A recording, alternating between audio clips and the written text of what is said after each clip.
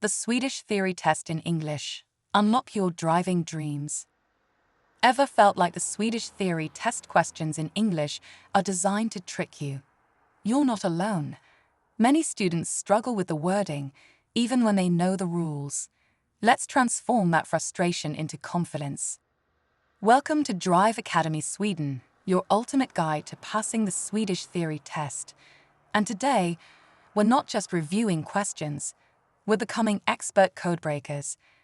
We'll dissect confusing questions, clarify the rules, and build your confidence to ace the test. This video is designed to help driving students, English learners, theory test candidates, and Swedish residents navigate the complexities of the test.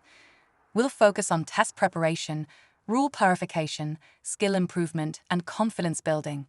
Get ready to turn confusion into clarity. By the end of this video, you'll be a translation detective, spotting sneaky phrases and understanding the logic behind even the most awkwardly worded questions. We'll use real-life examples, clarify traffic rules, and transform that ha into an aha moment. Prepare to drive your understanding forward and conquer the theory test. We aim to provide informative, educational, helpful, encouraging, and practical guidance throughout this lesson. Let's get started and make your journey to a Swedish driver's license smoother and more successful. Let's dive into our first example. Knowing the rule is one thing, but understanding the question's English wording is another challenge entirely.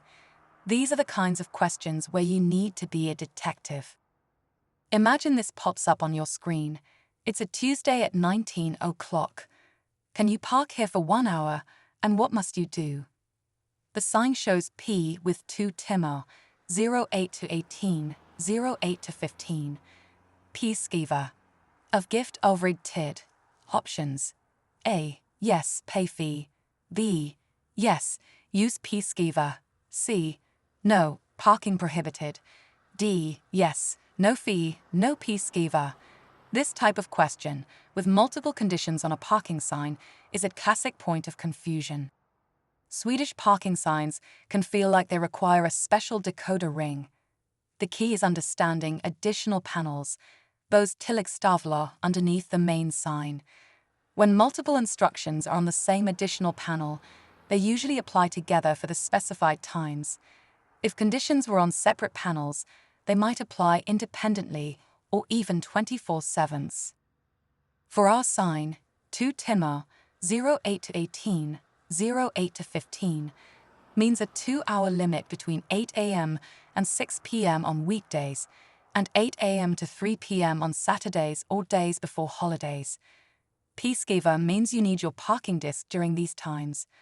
Of gift övrig tid means a fee applies at other times outside this 08 to 18, 08 to 15. What makes this a headache in English? Firstly, the sheer density of information. You're juggling times, days, parking discs, and fees all at once. It's a lot to process, especially under test conditions. Secondly, the phrase övrig tid, other times, can be a bit vague if the primary times aren't crystal clear. If the translation of the primary times is even slightly clunky, other times becomes even harder to define. It's like trying to follow a recipe with mixed units and unfamiliar terms. You might know how to park, but the instructions are the barrier. The challenge often lies not in a single poorly translated word, but in how multiple pieces of information, each with a small potential for unclear translation, combine to create a much larger confusion. Each slight ambiguity can multiply the difficulty when you're trying to piece it all together. Next up, a scenario that catches out so many people. This kind of situation tests your understanding of default rules when signs are absent. Let's see how well you know your right-of-way rules. Imagine you're on a smaller road approaching a T-junction. A wider road forms the top of the T. There are no road signs visible. A car is approaching from your right along the wider road. The question: you are approaching this junction. Who must give way? Options. A. You must give way. B. The car from the right must give way to you. C. Whoever is on the main road has priority. This question is all about the cornerstone of Swedish traffic law, the right-hand rule. At any junction where there are no signs or traffic lights indicating otherwise, an uncontrolled junction, you must give way to all traffic approaching from your right. It doesn't matter if your road looks smaller, or if you got there first, or if the other road looks like a highway. No signs. Right-hand rule is king. This rule is designed to ensure safety and predictability at intersections. Why is this so tricky? Firstly, your driving instincts from your home country might scream otherwise. Many countries have different default rules. Secondly, the visual information can be a massive distractor. That road from the right looks bigger, more important, right? The test sometimes uses this to tempt you into making an assumption. Thirdly, the English options might include tempting distractors, like whoever is on the main road. In Sweden, a road isn't main, unless a sign says it is, like a priority road sign. Without that sign, it's an equal junction, and the right-hand rule applies. The test isn't just checking if you know a rule, but if you understand the order of rules. A traffic light beats a sign, and a sign beats a general rule. If a question is worded in a confusing way, or if a visual is misleading, it can be hard to tell which rule you're supposed to apply. So, how do we conquer this parking sign puzzle? Step 1. Pinpoint your keywords in the question. For our example, Tuesday, 19 o'clock, 1 hour, what must you do? Step 2. Analyze the sign, piece by piece, against your situation. 08 to 18, 08 to 15, for 2 hours limit and peacegiver. Is 19 o'clock on Tuesday within this? No, so the 2-hour limit and peacegiver requirement do not apply at 19 o'clock. Övrig tid, the other times. Is 19 o'clock an other time relative to 08 to 18? Yes, so a fee applies. Therefore, at 19 o'clock on Tuesday, you can park, but you must pay the fee. The 1-hour duration is fine as there's no specific limit mentioned for övrig tid by this sign. So option A, yes, pay fee, is correct. The absolute goal here is not to memorize every single parking sign variation. That's a recipe for a headache. Instead, focus on understanding the logic. How are timeframes, conditions, and fees linked or separated? Understanding this logic not only helps you pass the test, but also saves you from real-world parking fines. For our right-of-way brain teaser, Step 1, keywords are junction and who must give way. Crucially, notice the absence of any priority signs or traffic lights in the image or video. This implies an uncontrolled junction. Step 2, identify distractors.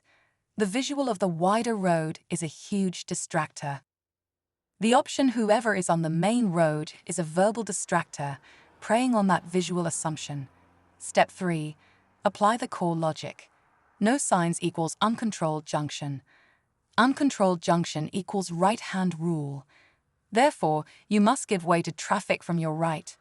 Option A, you must give way, is correct. Let's call this the spot the ghost sign game. Is there an actual priority road sign, or are you just imagining one because one road looks bigger? If it's a ghost sign, ignore it and stick to the default rule. Think of the right-hand rule at simple crossings like this. It's the ultimate rule of politeness. Always let the guest arriving from your right go first, as if you're holding a door open for them. It keeps things orderly when there are no other instructions. Beyond the core rules, sometimes the English wording itself lays a trap. Pay super close attention to small but mighty words like must, should, may, except, unless, only if. These can flip the entire meaning of a question or an option. For instance, you must stop is a legal obligation. You should stop is strong advice, but not an absolute command in the same way. The test will use these precisely. Often, the trickiest questions hinge on these little words, especially when you're reading quickly under pressure, or if English isn't your first language. Okay, team, you've been fantastic absorbing all that. We've looked at the why and the how. Now it's your moment to shine. Time to put your new detective skills to the test. Here's a fresh, tricky question for you. A sign shows a speed limit of 50, and below it an additional panel 7 to 17 vardagar. It's a Saturday at 10 o'clock. What is the maximum permitted speed here? Options: A. 50 kilometers. B. The national default speed. C. 30 kilometers. Take a good look. Based on everything we discussed today, I want you to think about three things. First, what's the core traffic rule or concept being tested here? Second, can you spot any potential keywords or tricky phrases? And third, what's your answer and why? For our speed limit question, the core rule is understanding how conditional speed limits on additional panels work. The keywords are 50, 7 to 17 vardagar, weekdays, and the current time Saturday at 10 o'clock. Since Saturday is not a vardag, weekday, the 50 kilometers/a limit shown on the sign is not active at this time. Therefore, the national default speed for this type of road applies. So, the correct answer is B, the national default speed. And that's a wrap on decoding tricky English questions for the Swedish Theory Test. Remember, it's not about being a linguistic genius, it's about having a smart, systematic strategy. Deeply understand the rule, laser focus on those keywords, learn to spot the distractors, and always apply clear logic. Did this breakdown clear up some confusion for you? If you had one of those aha moments, please do us a huge favor and smash that like button. It genuinely tells us what content helps you the most and helps others find this video. Seriously, is there a particular type of question or a specific rule that still ties your brain in knots? Drop it in the comments section below.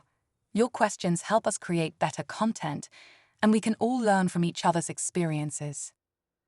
And finally, if you have a friend, family member, or colleague also gearing up for their theory test, please share this video with them.